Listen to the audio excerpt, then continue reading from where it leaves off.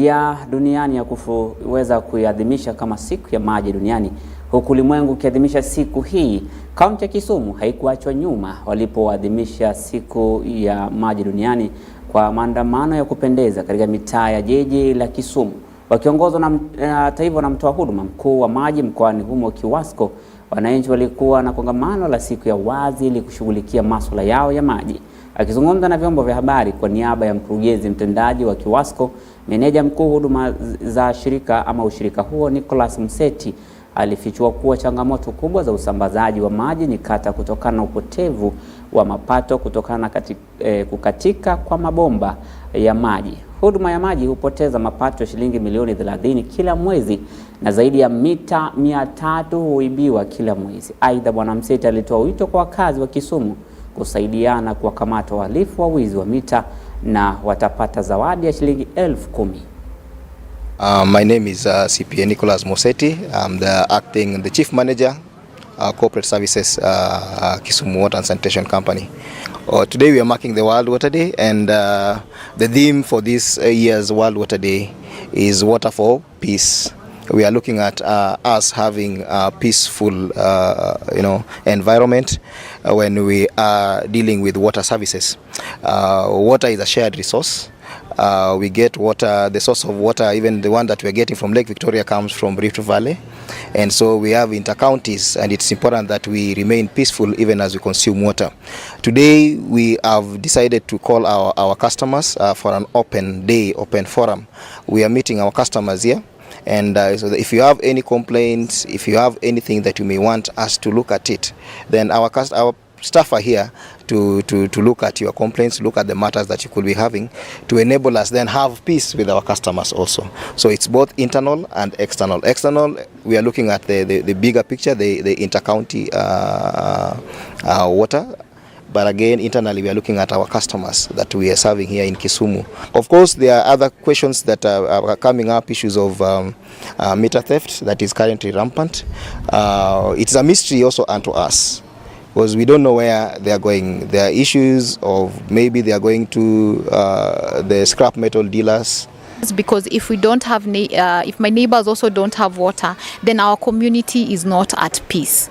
And so it's very important that last mile connection to individual houses or individual businesses is done. When I was a little girl going to school, we didn't have water, and one of the things I had to do before going to school is to go fetch water. Safi mwenye kikunywa nasikia raha ndani ya roho. Ilikuwa maji safi sana. Sasa tunapendelea Kiwasco imetusaidia sana.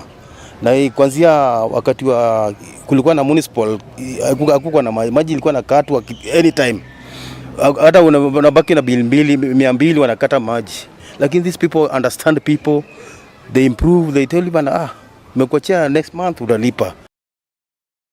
Kwingineko, tukiachana na hayo, katika kaunti ya Kilifi, wakazi wa eneo la Kanamai, Jeuri, kisiwa cha Nyati katika eneo la Kijipa, kaunti hiyo, wanaishi kwa hofu baada ya mzozo wa muda mrefu wa ardhi kuchukua mkondo mpya zaidi eneo hilo. Hii ni baada ya familia zaidi ya 100 kutakiwa kuyahama makazi yao kufikia siku 60 zijazo, la sivyo walipe shilingi milioni 1.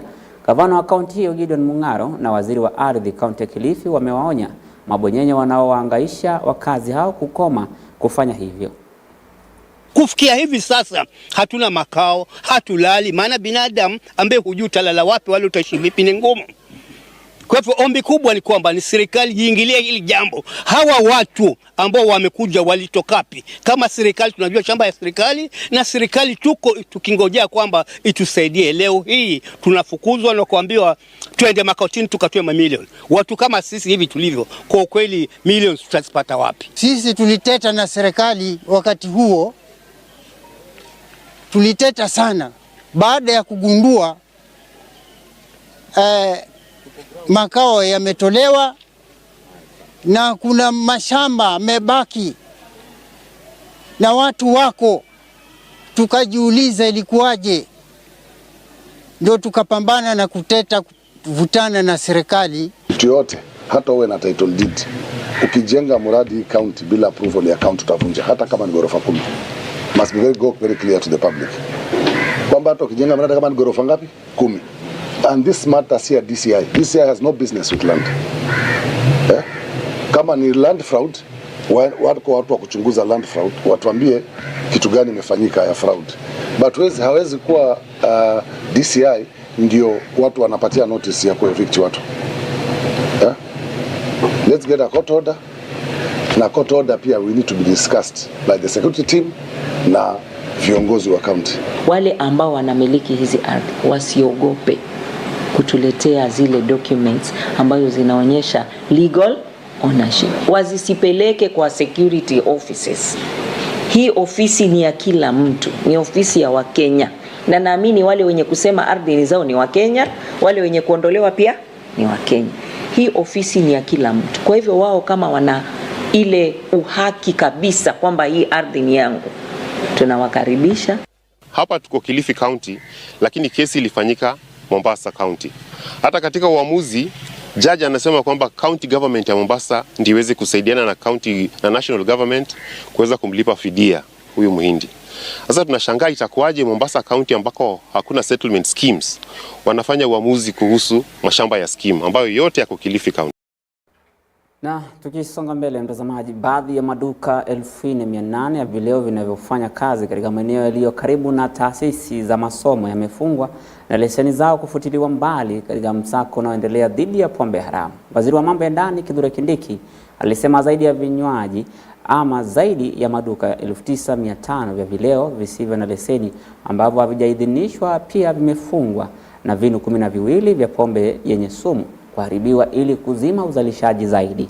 Kindiki alizungumza Ijumaa huko Tala, kaunti ndogo ya Matungulu katika kaunti ya Machakos, ambapo aliongoza kikao cha kukagua hatua za utekelezaji wa sheria na mikakati ya kuondoa wafanyabiashara wa dawa za kulevya, watumiaji na wauzaji wa mihadarati katika maeneo ya Matungulu na Tala, kaunti ya Machakos.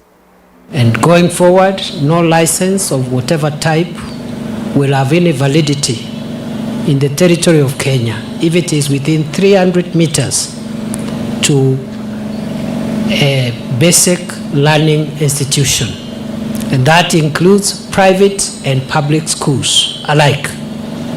Ile bidii inaendelea hapa ya kukabiliana na madawa ya kulevya, pombe haramu na masuala ingine ya kiusalama inaendelea vizuri, lakini vile vile tunachunguza kama kuna uwezekano kuna wahalifu ambao labda wanajificha hapa wakitorokea operations za Nairobi, na vile vile tunashuku kuna wahalifu wengine ambao wako hapa ambao labda wangetaka kutorokea Nairobi kama mambo hapa itachacha.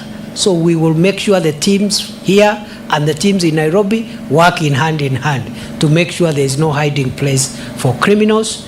And we are also very keen to make sure that Tala, because of its proximity to Nairobi, is not being used to harm our children through harmful practices, including exposure to alcohol before the legal age, exposure to narcotic drugs, or even child pornography. As other substances to be able to produce some of the most fatal narcotic drugs. So again, we are cracking down on aggrovests that are operating outside the law, and which obviously, if they are outside the law, chances are that they could be used to perpetuate the drug problem across the country. Na tukiachana na hayo ni kwamba huku mgomo wa madaktari ukiwa katika wiki ya pili, huduma za afya katika hospitali za umma humu nchini zikiendelea kulemazwa na Wakenya wengi wakitaabika kutafuta njia mbadala ya kupata matibabu. Gavana wa Tana River Dadho Godana amewataka madaktari wanaogoma kuzingatia afya ya Wakenya wanaotegemea tu sekta ya afya umma kwa huduma za afya. Akizungumza mjini Mombasa, gavana huyo alisema mgomo huo umeendelea kuyumbisha sekta ya afya, hivyo basi kutaka mazungumzo kati ya serikali na ya kitaifa na muungano wa madaktari KMPDU kusitisha mgomo huo na kuweka maelewano pamoja. Ni kweli kwamba mgomo wa madaktari unaendelea, na ni kama ambavyo bado kuna hofu mgomo huu unaweza kuwa na uzito zaidi wiki inayokuja na mbele. Na najua madaktari wote kwa kawaida na hata ilivyo sasa ni kwamba wanafanya mgomo in solidarity with the profession, na tumekuwa tukiwabembeleza, tukiwashauri kwamba ingawaje wanafanya maandamano yao in solidarity, lakini wajue kwamba tegemeo la mtu wa tana yule wa kawaida ni serikali mpaka sasa. Kwa hiyo wanategemea ile hospitali, wanategemea ile ka drugstore kako pale, so wafanye kwa kiasi ili mwananchi asiumie, na nafikiria hayo ndio makubaliano. Hata wakifanya, lakini hata national wajue kwamba wafanye kwa kiasi, mwananchi wa kawaida asiumie. Kwingineko, kila kaunti humu nchini imetakiwa kuweka mikakati ya kudumu na kuitekeleza vilivyo ili kusaidia serikali katika vita dhidi ya utengenezaji, usambazaji, uuzaji na unywaji wa pombe haramu pamoja na utumizi na ulanguzi wa mihadarati. Katika kaunti ya Embu, mpango ulioanza tarehe 7 mwezi Machi mwaka huu umeonekana kuzaa matunda, huku watu 116 wakikamatwa na kufunguliwa mashtaka. Vituo vya vileo 296 ambavyo vilivyokuwa vikiendesha biashara hiyo bila leseni kufungwa na misokoto 270 za bangi kunaswa. Akizungumza katika kaunti ya Embu mapema wakati wa kikao na wakuu wa usalama wa kaunti hiyo, waziri wa usalama Profesa Kithure Kindiki aliwataka washikadau wote kutekeleza vilivyo mikakati ya kukabiliana na pombe haramu kwenye kaunti hiyo ya Embu.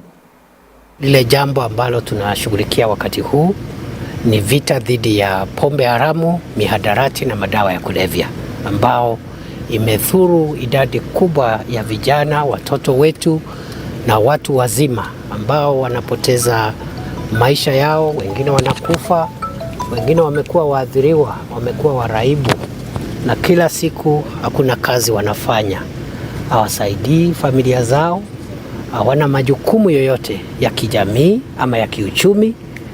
Na kwa hivyo tumeona janga hili ni janga kubwa kwa usalama wa taifa letu, na lazima tuangamize janga hili. Wale ambao wanauza madawa ya kulevya, pombe haramu na mihadarati, tumetangaza ya kwamba lazima wakome hiyo biashara. Tutawakomesha, na safari hii hakuna escape route. The people who are involved in destroying the Kenyan population through drugs and illicit killer brews, their time is up, and we have a nationwide enforcement measures which we announced on 6th of March this year in Nairobi, and therefore we are going around the country to see the progress made.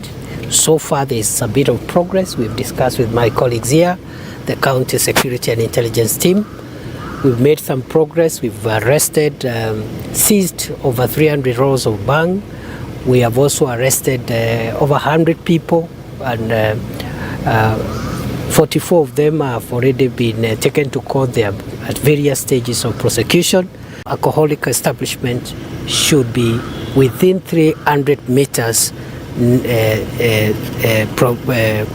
proximity with a learning institution, a basic learning institution. So we are on course. Tunajaribu vile tuwezavyo, wenzangu hapa wamejaribu, lakini pia nimewaambia wakaze, sababu we want more results.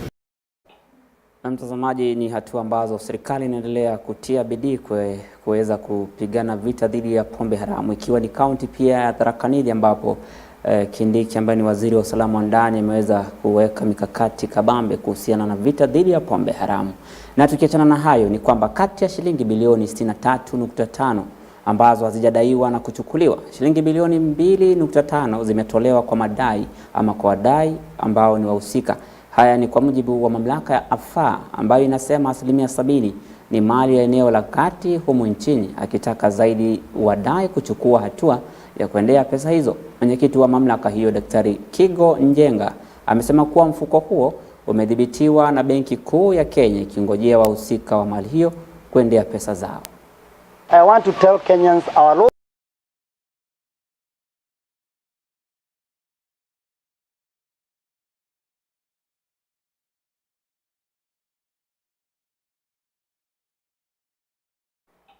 Na mtazamaji, tutakuwa tukirejelea taarifa hiyo kwa kina kwa sababu ya hitilafu hizo za sauti. Na tukisonga mbele, takriban watu 65 wametiwa mbaroni na idara ya upelelezi katika sehemu tofauti kote nchini wakiuza mbegu feki kwa wakulima.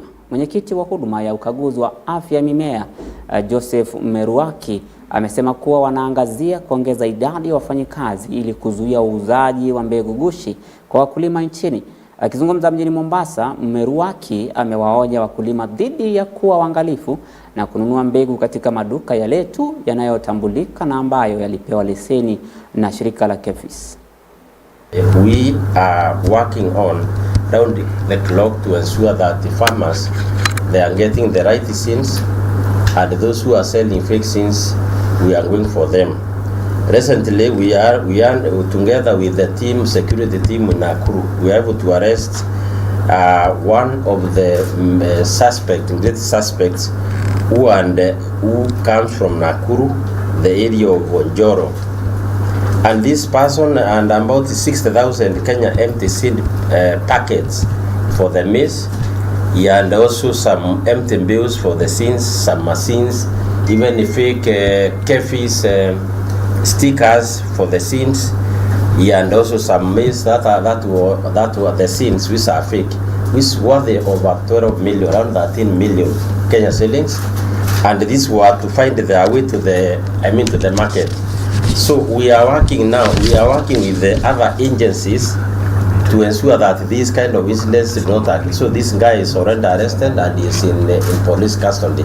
So far we have a number of people who have been fined, others are in prison because of this, and the fine this can attract up to 1 million or even 2 years imprisonment. Because those people who are committing the crime of sin, we call them, they are like actually economic saboteurs. They are contributing to food insecurity, and therefore we are taking this matter seriously because we want to promote agriculture, the productivity, improve the food security in the country. In fact, we are here in Mombasa also as Ambund, and one of the things that we are looking at is the risk. And these are some of the risks we realize, the risk in terms of the productivity, how do we manage the risk, how do we ensure that these kind of things do not happen.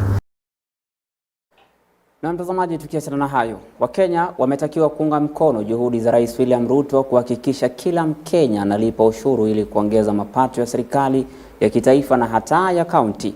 Kamishna wa Tume ya Ugavi wa Mapato Hadija Juma ametoa mwito wa kuchukua hatua akiangazia umuhimu wa Wakenya kuunga mkono mipango ya Rais William Ruto inayolenga kuhakikisha kila mwananchi analipa ushuru. Akizungumza katika kongamano la uwekezaji linaloendelea katika mji wa Kakamega, Juma alitaja kaunti ya Kakamega kuwa mojawapo ya maeneo yenye uwezo wa kukusanya zaidi ya shilingi bilioni 5 za ushuru, lakini kwa sasa wana uwezo wa kukusanya bilioni 1 tu. Inasemekana kuwa licha ya serikali za kaunti kuwa na uwezo wa kukusanya takriban shilingi bilioni 216. Na kama tume ya ugavi wa fedha tumekuwa tukizunguka katika 47 counties tukitrain wale ambao wanahusika na mambo ya revenues jinsi wanaweza kufanya kuhakikisha kwamba wameweza kuongeza ushuru. Na ingawaje wengi unapata their revenue stream wa automate kama 2-3, lakini nyingi kama 10 hivi ama 20 nyingi bado wanakusanya manually. Hiyo ni changamoto sana, na kuna hiyo issue ya kuweka structures in place. Kakamega County ni mojawapo ya zile county ambazo ziko na proper structures. Kenya mzima out of the 47 county tuna county kama 4 ambazo zimewekwa revenue board, na Kakamega County ni moja hapo. Kakamega County iko na potential ya kukusanya on source revenue up to 5.4 billion. Ingawaje the last financial year waliweza kukusanya only 1.3 billion. Ukiangalia bado wako chini kidogo, na ni jukumu letu kama tume ya ugavi wa fedha. Kumekuwa na changamoto, counties hazijaweza kufikisha ile target ambayo mara nyingi wana set. Kwa hii miaka yote hakuna county yote ambayo imeset target na ikaweza kufikia hiyo target. Kama tume ya ugavi wa fedha tumeweza kufanya study na tukapata kwamba counties zina uwezo wa kukusanya 216 billion kila mwaka. ili hali mwaka ambao umepita, the last financial year, waliweza kukusanya only 45 billion. Hiyo ni less than 20%. Na ukiangalia revenue growth ambayo counties wanakusanya on source revenue, it's at 24%, ambayo it's very very low.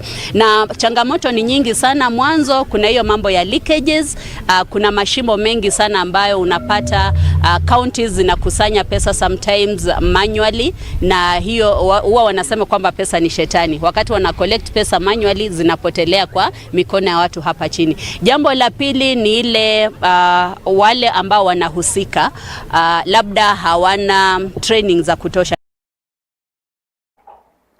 Kwingineko, tukiachana na hayo, ni kwamba vyama vya wakulima wa kaunti ya Kiambu vinahofia kuhesabu hasara zaidi iwapo ushuru mpya unaolengwa kwa wakulima utatekelezwa. Vyama hivyo vinasema kwamba iwapo ushuru huo ambao utatekelezwa, basi wakulima wataachwa bila chochote cha kufaidi kutoka kwa mazao yao, na hivyo upelekea jamii hizo kuzidi kuangamia katika uchochole. Gadhungu Kahunyu, makamu mwenyekiti wa GDC Sacco, amesema athari za ushuru mpya zitakuwa juu ya athari za sheria ya fedha ya mwaka 2023 ambayo tayari imewaadhiri zaidi. Kulingana na Kahunyu na Gitao Mburu, mwenyekiti wa GDC Sacco, wanawekeza pakubwa katika uwekezaji wa wanachama katika ulinzi wa mtandao kwa taasisi za kifedha humu nchini. But for sure we have to take precautions, and by taking precaution you have to invest heavily on technology. And as we are aware, technology nowadays it has become very expensive, but that is not something you can do away with. You have to live with it, you have to embrace it, because that's the way to go. Kwa majina ni Joseph Gitau Mburu. It has been grown from in the year 2022, the payout of the dividend was 141 million. Today the payout is of 212 million. That is a growth of 71 million. So hiyo ndio itaenda kusaidia the same member, the same shareholder. Siku hizi tunategemea technology, na kama vile technology inakuwa, ni lazima tuwekeze kwa kuzuia, na hiyo ni vile na ni kuenda tukiadvance our ICT infrastructure. We have grown our turnover to 650 million. We grew it now from 525 million to 628 million to be precise. Share capital, we have grown it from 306 million to 410 million. Member deposits, which is part of the money that shareholders have deposited so that it can enable them to borrow, has grown from 3.1 billion to 3.6 billion. Total assets of the institution have grown from 4.2 billion to 5.1 billion, meaning the Sacco has now jumped from Tier 2 Sacco to a Tier 1 Sacco. Then membership has grown. That membership is fully paid members are standing at 35,000 now. The normal customers that we continue to serve is over 60,000, but fully paid members are 35,000.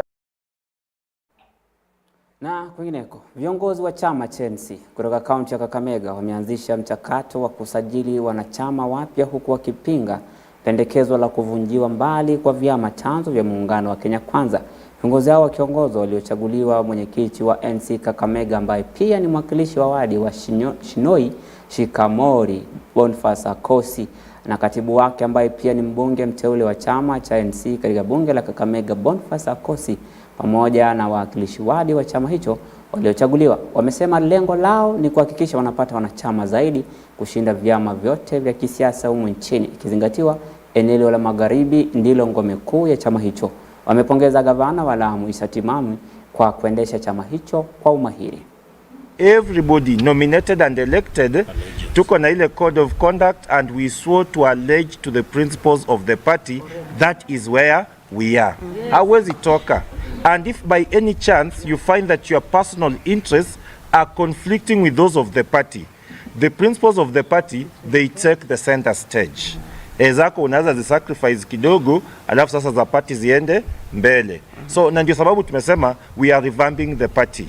We want to talk about these things going forward. So tutakuwa tuna engage mara mingi na mtakuja kukubali kuwa chama iko imara na kila mmoja wetu ako kwenye ile meli na imeng'oa, tunaenda mbele. We want to start fixing our issues from the western end, na ndio sababu we are taking over the leadership, not because those who are there are not good, but because we are bringing in new ideas, na tuko fresh ideas, na pia tuko na ile energy ya kupeleka hii chama na ile speed inahitajika kuliko hii speed tumekuwa tukienda nayo ya polepole, hadi inaanza kuonekana ni kama chama hakipo. Chama kipo. Bunge ya Kakamega tuko MCAs, we are the minority in the County Assembly of Kakamega and we form a bigger number. ODM wanatushindia watu watatu peke yao, si ati ni watu wengi wametushindia hapa MCAs Kakamega. Ni vile tu ODM iliokota hivi vyama vingine vidogo vidogo hivi ikaweka pamoja wakajiita majority. Lakini hiyo vyama ikatoka na irudi ANC leo, we will still be the majority in this county. So we have our space and we are going to fight for our space and work with all other leaders to make sure we move forward. Kwingineko tukisonga mbele kwa taarifa hii ni kwamba wafugaji 300 kutoka maeneo 10 ya hifadhi za jamii katika kaunti 4 za Isiolo, Laikipia, Samburu na Marsabit walifuzu kufuatia kukamilika kwa kozi ya ufugaji ambayo imekuwa ikiendelea kwa miaka 3 iliyopita kwa hisani ya mpango uliopewa jina ufugaji bora mashinani iliyoanzishwa na Northern Rangelands Trust kwa shirikiano wa serikali za kaunti husika. Shughuli za mafunzo zilifanyika katika hifadhi za jamii zao, hivyo wafugaji hawakutakiwa kuacha shughuli zao za kawaida ili kuhudhuria shule rasmi. Counties walikuwa na nyasi, walikuja kununua ng'ombe yetu ile ilikuwa na konda. Kwa wale wanajua, nilienda nimeona kwa Amboseli, nimeona kwa Masai Mara, Narok, watu walinunua mifugo hapa ile kwa ile bei ya kutupa tulikuwa tunauza 2500 ng'ombe. Kwa sababu wao walikuwa na nyasi, walikuja kununua hapa, walienda wakalisha na nyasi ya kwao na waliuza na pesa mzuri sana. Siliona vile tumeenda hasara. Mimi mwenyewe nilienda kujionea. Mtu alinunua 300 na kitu na akalisha na nyasi, walikuwa na nyasi, soko maridadi. We appreciate the good work NRT are doing in terms of support to our people in Isiolo County. Pia kuna kitu inaitwa skill development ambaye watoto vijana wanapatiwa skills na wakitoka hapo wanaweza kujisaidia. Si pia hiyo ni kazi nzuri sana. Asanteni sana nasema. Mwisho, hii kazi ya kuchunga, kuhifadhi mazingira, kuhifadhi wanyama pori na hii wanyama wanaweza kutuletea tourism na pia tunapata pesa. Kwa hivyo nataka kuchukua fursa kusema congratulations to our boys here ambaye leo wameweza kufuzu niaba ya county leadership na kwa niaba ya gavana wangu Abdi Ibrahim Hassan. Nasema nashukuru sana, tutaendelea kufanya kazi pamoja. Asanteni sana. Nina mambo ya breed nikaweka mbele hiyo kitu sana, nikafuatilia nikapata iko na faida. Nilinunua Galagold nikaona iko na faida sana, nikafuatilia sana nikapata faida. Kuna kilo, kuna maziwa na pia mtoto yake. Hiyo mbisi yangu nilinunua kulingana na yenye zimesaliwa na ile sangu za kawaida ni kubwa sana, ikakuwa na nikapeleka soko nikapata pesa mingi kushinda zile zingine. Na mtazamaji, taarifa hii inatufikisha mwisho wetu wa habari za sasa saa 1 majira Afrika ya Mashariki. Mwendo wa saa 3 utarejelewa na mengi zaidi na Cynthia Njala. Jina langu ni Emmanuel Maro na kutakia usiku mwema panapo majaliwa Mwenyezi Mungu. Tupatane hapo kesho.